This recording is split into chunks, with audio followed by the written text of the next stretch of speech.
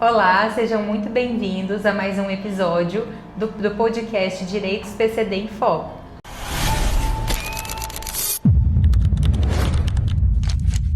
Hoje nós vamos abordar o tema da fibromialgia e artrite reumatoide. Meu nome é Carolina, sou advogada, atuante na defesa dos direitos da pessoa com deficiência e especialista no direito previdenciário. Hoje estamos aqui com a nossa convidada, Nilma Rodrigues. Gostaria que você apresentasse, por gentileza. Olá, primeiramente muito obrigada pelo convite, fiquei muito feliz, é muito bom a gente poder falar, sobre esse tema. E eu sou Nilma Rodrigues, como eu já falei, eu sou gestora e fundadora da Instituição de Pacientes Reumáticos, que são todas pessoas portadoras de compulsão PCD. E sou também portadora de artrite reumatoide. Então é um prazer muito grande poder estar aqui conversando com vocês e trocando ideias, porque é através de conversas, de informações, que a gente consegue alcançar os nossos objetivos. Exatamente, Nilma. Eu queria que você contasse um pouquinho para a gente sobre o trabalho realizado na ARUR. Então, a ARUR, a gente fala assim carinhosamente ARUR, mas é a Associação de Pacientes Reumáticos de Uberlândia e região. O nosso trabalho lá é focado em pessoas com patologias reumáticas ou não e pessoas que convivem com dores crônicas. A gente oferece algumas atividades, como fisioterapia, pilates, acompanhamento psicoterápico, atividades de descontração, como o artesanato, porque a gente entende que ao executar as atividades artesanais, a pessoa consegue atingir o objetivo de desviar o foco da dor. Então é muito importante essa atividade dentro da instituição. E dentre outros eventos de informação, orientação, é o que a gente faz lá regularmente. Nilma, qual que é a média de pessoas que são atendidas diariamente na ARUR? É um número que às vezes assusta as pessoas, Por que assusta? Porque as pessoas não têm conhecimento do número gigante de pessoas de PCD que existe no nosso país e na nossa cidade. A gente atende mais de 300 pessoas por dia. Nossa, eu não imaginava que era tanta. É um número bastante expressivo, E essas pessoas precisam de informação, Sim. Precisam de conteúdo sério, porque as pessoas encontram às vezes informação, mas não uma informação fidedigna, Isso é importante. Por isso que é muito importante essa nossa conversa aqui. Sim, agora. Com certeza. E vai ser muito esclarecedor. Com certeza. Eu também gostaria de saber qual que é o diagnóstico mais frequente na ARUR. Então, as doenças reumáticas são muito prevalentes, mas hoje é até já reconhecido pela Organização Mundial de Saúde, a fibromialgia é intenso. A Organização Mundial de Saúde afirma até que é a doença do século. Tamanha o número de diagnósticos diários. Realmente, aparece bastante, Muito. Assim, a cada 5 novos pacientes que chegam na instituição, 4 é com fibromialgia. Então é um índice realmente muito alto. E eu queria que vamos aproveitar esse gancho, se você puder contar um pouquinho para nós como que é a vivência com a artrite reumatoide. A vivência com a artrite reumatoide é uma vivência por isso que a gente tem o acompanhamento psicológico, porque a pessoa ao receber um diagnóstico de artrite reumatoide assusta bastante, porque é uma doença que traz deformidade física, incapacidade física, não intelectual. Às vezes a gente fala incapacidade física, e isso traz um transtorno muito grande. E muitas vezes, não o meu caso, graças a Deus, mas na maioria dos pacientes, eles se queixam muito da desacreditação das pessoas, das famílias, no mercado de trabalho, as pessoas não acreditam que a pessoa pode estar convivendo com uma dor tão intensa como é a dor da artrite reumatoide. Ela, no momento de pico de dor, a pessoa não consegue escovar os dentes. Aí você fala assim, eu não consigo, me ajuda a escovar meus dentes. As pessoas não acreditam nisso, mas é real. Eu já abri a boca muitas vezes para o meu marido, meu filho, escovar meus dentes. Então, é realmente muito doloroso, muito mesmo. E hoje, as novas medicações impedem que as pessoas tenham deformidade física, mas não impedem a intensidade da dor. Minimiza somente. É uma questão que você comentou e que acontece com muita frequência conosco. São pessoas, né, que chegam até nós e falando, olha, eu fui no lugar X, não fui bem recepcionado. Quando eu falei que tinha uma deficiência, a pessoa às vezes me olha de cima e embaixo, às vezes não vê nenhuma amputação, não vê que vamos supor, eu não faço uso de cadeira de rodas. Então isso acaba que gerando um preconceito, né? E é um preconceito muito grande, doutora Carolina, porque dói na alma. Quando as pessoas entendem que para você não dar conta de alguma coisa, você precisa estar numa cadeira de rodas para ter qualquer tipo de necessidade. E não é assim, sabe? As doenças reumáticas são muito, muito incapacitantes. E a grande questão é porque existem vários diagnósticos, várias deficiências ocultas, sim, né? Sim. E também levando em consideração inúmeros diagnósticos também, que assim como a artrite reumatoide, que pode acontecer de não ter as deformidades, ou seja, a pessoa a olho nu, você não vai saber se ela tem ou não. Então é complicado, infelizmente a falta de informação, o preconceito, isso acaba gerando uma situação muito complicada e difícil para a própria pessoa. Exatamente. Né?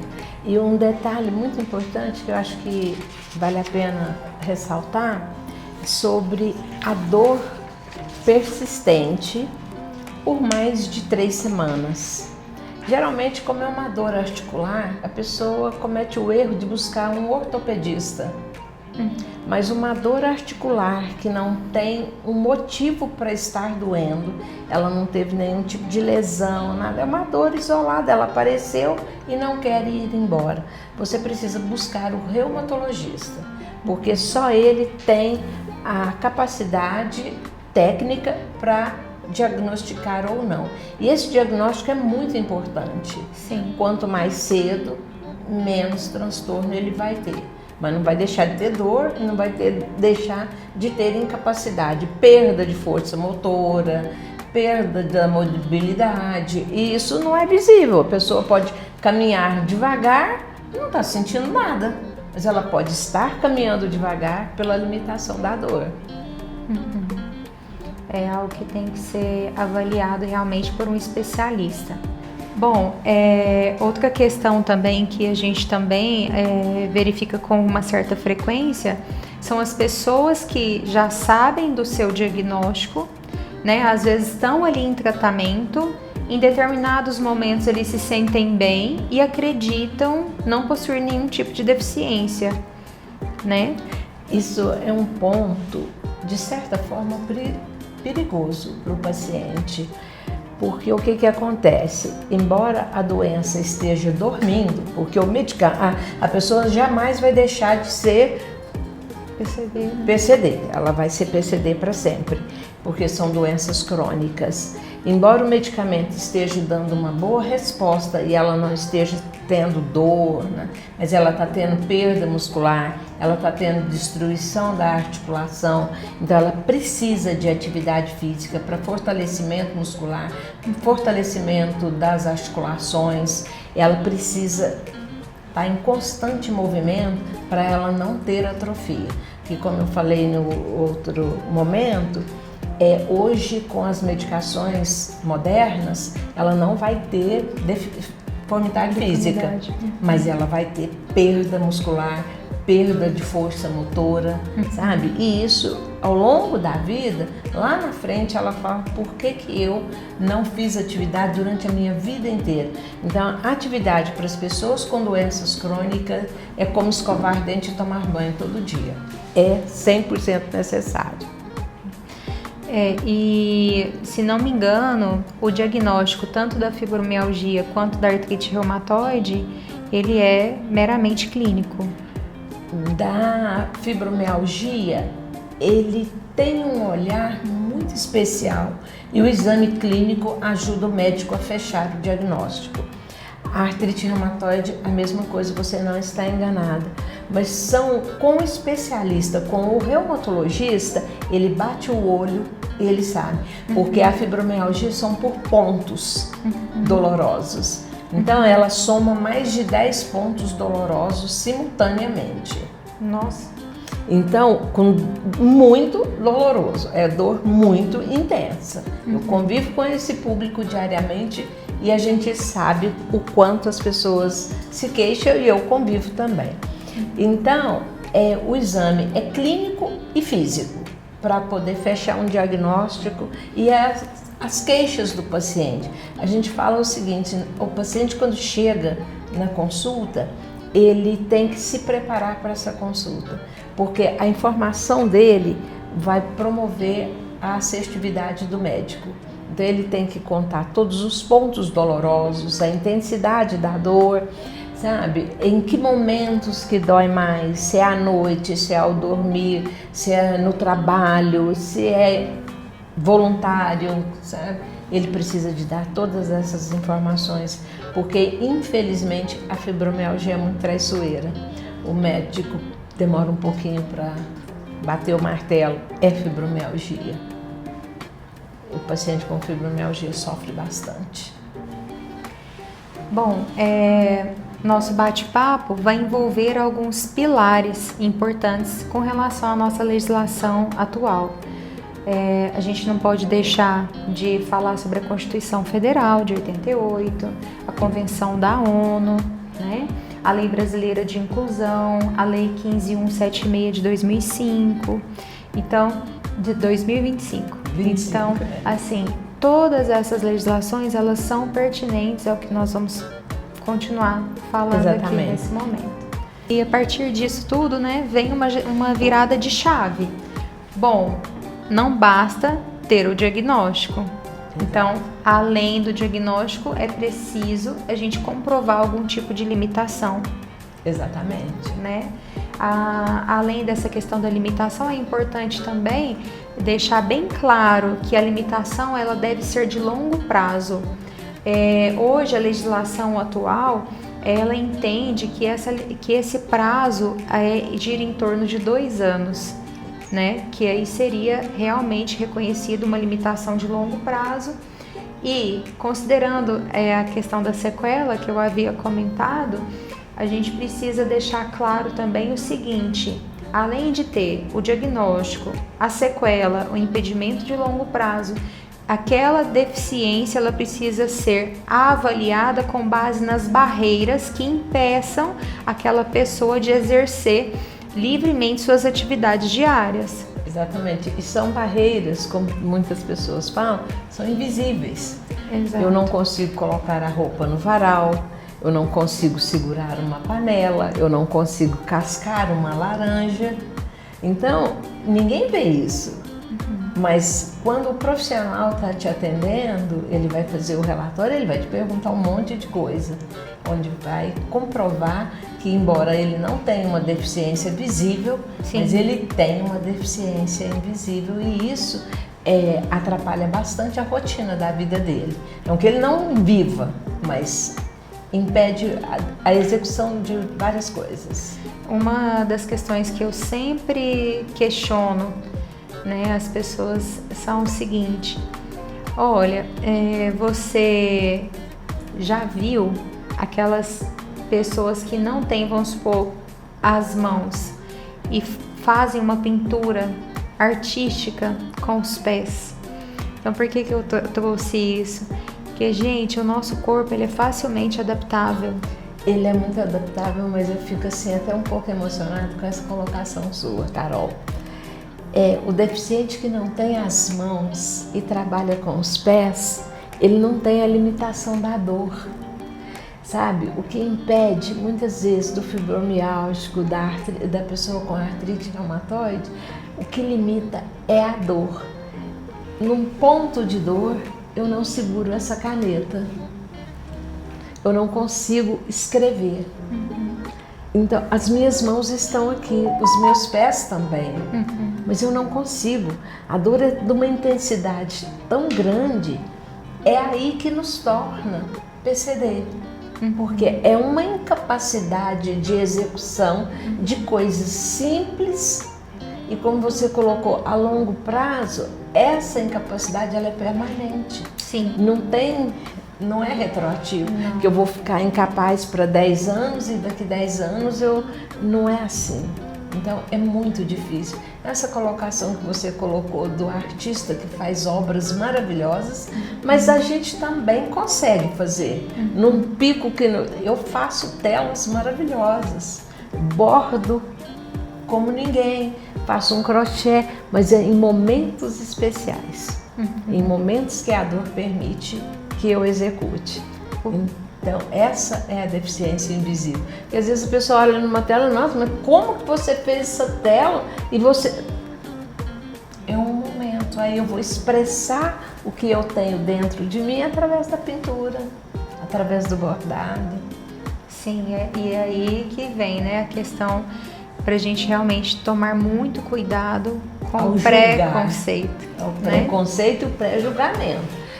Essa pessoa não tem dor, essa pessoa não tem nada, essa pessoa está fazendo corpo mole. Isso, psicologicamente falando, é terrível. É uma exclusão, uma sensação de exclusão, assim, que as pessoas colocam, você não deveria estar aqui. E é bastante doloroso. Essas avaliações, assim, no geral, pela Lei 15.176 de 2025, né, que colocou a fibromialgia como deficiência, ela estabeleceu alguns requisitos para que realmente essa condição seja testada como deficiência. Dentre elas está a sequela, que a gente acabou de comentar, da importância da pessoa se conhecer e não deixar ficar no automático. Isso. Né? Não, é a questão do corpo que vai se adaptando. Então, por isso que a gente tem que centrar e pensar, nossa, essa e essa limitação, ela realmente existe ou não? Essa daqui realmente tá ok, eu não tenho, né? Então, por isso da importância da gente se conhecer. É muito importante. Assim, isso que eu estou sentindo é agora ou é toda vez que eu faço esse movimento? Essa dor está me incomodando, essa incapacidade de movimento, quanto tempo que ela está durando? Então, é o paciente se olhar para si e levar essa informação para o profissional. Exatamente. Porque ele não vai ter condições de saber sobre isso. Ele não sabe, é a informação do paciente. Honesto com ele mesmo. Exato. Né? Porque muitas das vezes você pergunta, a pessoa fala, não, eu tô bem. Eu tô bem, mas é um não, bem espera. entre aspas, né? Espera, será que você não tá acostumado a fazer dessa e dessa forma, né? Porque muitas vezes você chega no médico, como você tá? Eu tô ótimo. Pô, se eu tivesse ótimo, eu não tava dentro de um consultório. Então, é o hábito que o brasileiro tem, não sei se outras nacionalidades têm o hábito do brasileiro, que o brasileiro é gente feliz, né? Ele tá morrendo e tá falando que tá lindo, tá maravilhoso, o mundo tá colorido. Mas a dor, sabe? Eu acho que muitas vezes meu filho olha pra mim, mãe, o que você tem? Eu, nada. Eu falei, aí ele fala, eu sei, você não quer nem conversar, eu já sei. Então, assim, eu não quero ficar falando, porque a gente fica chata também, Carol. Sabe? Porque, ai, tá doendo, ai, que dor. Então, eu vou ter que aprender a conviver com isso, mas sem obrigar as pessoas que estão ao meu redor a conviver com isso também, porque eu tenho meu lado alegre, tenho meu lado saudável, né? Batalhadora, guerreira, gosto, sabe? Eu sou movida a desafios, a hora que tá difícil é aí que eu quero mesmo. Mas são pessoas, né? E aí eu acho que assim, quando a gente vive de uma forma mais descontraída, sem deixar que a dor atinja seu psicológico, você vive melhor. Sabe? Eu falo muito para as pessoas, não deixe que a doença te atinja. E para que nós possamos atingir os nossos direitos, essa lei de 2025, ela foi uma benção, assim, foi os parlamentares que fizeram essa lei foram muito iluminados, porque existe um número de pessoas gigante, como eu falei no início, que o número de pessoas com diagnóstico é muito grande. Essas pessoas precisam de amparo na lei, sabe? Precisa de estrutura, precisa de segurança, para que elas possam seguir com a vida delas, porque é muito sofrido. Sim, e essa avaliação biopsicossocial, de uma forma mais ampla, né, a gente pode considerar a avaliação do corpo, da saúde, a funcionalidade, né, as barreiras do ambiente. Então, tudo isso é avaliado para que assim se chegue na correta classificação, né, da pessoa como deficiência. Exatamente. E no paciente fibromialgico, há de se perceber e observar muito o fator emocional dele. Ah, sim. É muito importante, porque ele fica realmente... muito abalado. Fica porque são dores assim da pessoa enlouquecer. Então ele precisa ter uma estrutura emocional, tanto dele como um profissional dessa área, quanto da família, do profissional que acompanha ele, o médico, toda a estrutura em torno dele, ele precisa ter esse apoio emocional gigante para que ele possa seguir a vida, a rotina dele tranquilamente. E para a gente fechar esse bloco, né, eu acho que seria interessante também a gente comentar que, por mais que a gente coloque aqui duas pessoas com o mesmo diagnóstico, as sequelas em cada uma delas vai ser diferente. Totalmente, porque cada corpo responde de uma forma, né? Cada corpo tem uma necessidade e realmente duas pessoas com a mesma patologia têm medicamentos, atividades diferentes. A única coisa que é igual é a persistência com a atividade física. O interessante também para a gente ressaltar seria alguns direitos, né, dessas pessoas. É o direito à saúde, à educação, trabalho, o transporte, a mobilidade, né, esse lazer, a participação social. Então tudo isso é muito importante não só para a pessoa que possua a fibromialgia, a artrite reumatoide, mas também para todas as pessoas que são deficientes também, né? A pessoa que tem a deficiência. A adaptação razoável, né? Então, assim, seria a questão de termos espaços acessíveis como um todo, né? Uma flexibilização de horário, no caso de trabalho, ou pessoas que às vezes estudam, né? Uma flexibilidade para ter essas consultas, né? Pausas programadas são importantes, cadeiras ergonômicas, né? Então tudo isso são questões que vêm a facilitar, né? A reduzir essa barreira para que essa pessoa consiga exercer aquela determinada atividade. Considerando também a importância da pessoa, além de ter o diagnóstico, né? Se conhecer e fazer o acompanhamento com a pessoa especialista realmente, né, na área de reumato. A gente tem que trazer à tona também a importância de um laudo bem feito. Com certeza. Um laudo detalhado, que além do diagnóstico ali traga o CID correto, traga as limitações que essa pessoa enfrenta, né? Então, assim como você mencionou, além das dores insuportáveis, o que seria interessante constar nesse laudo? As dificuldades em escovar os dentes em alguns momentos, a dificuldade ali de estender uma roupa no varal, né? Como você bem pontuou. dentre outras questões a rotina diária da pessoa. Como que é a rotina diária dessa pessoa convivendo com fibromialgia e ou artrite reumatoide? Como que é isso? O médico precisa relatar isso de forma muito eficaz e detalhada, para poder o jurista entender que aquele paciente... O que está acontecendo, o que ele precisa. O que está acontecendo, o que precisa ser feito para ajudar, apoiar essa pessoa que está nesse sofrimento gigante de dor intensa e perda motora, perda de força. É complicado. E esse apoio ele vem de forma financeira para ajudar essa pessoa, né? Que seja com um tratamento médico, que seja medicamentoso, seja para as atividades que ela precisa exercer, né, para não ter atrofia, conforme você comentou conosco. Então, assim, não adianta de nada eu ter um laudo só com diagnóstico. Aí, quando a pessoa chega para fazer a solicitação de um benefício previdenciário, o perito ele não vai saber, ele não convive com você e não vai saber o que realmente você tem de limitação.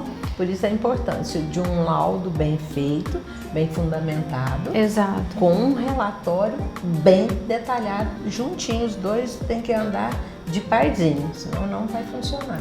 Então, porque esse documento é extremamente necessário para que essa pessoa consiga pleitear aí um benefício, seja aposentadoria, seja um auxílio, né?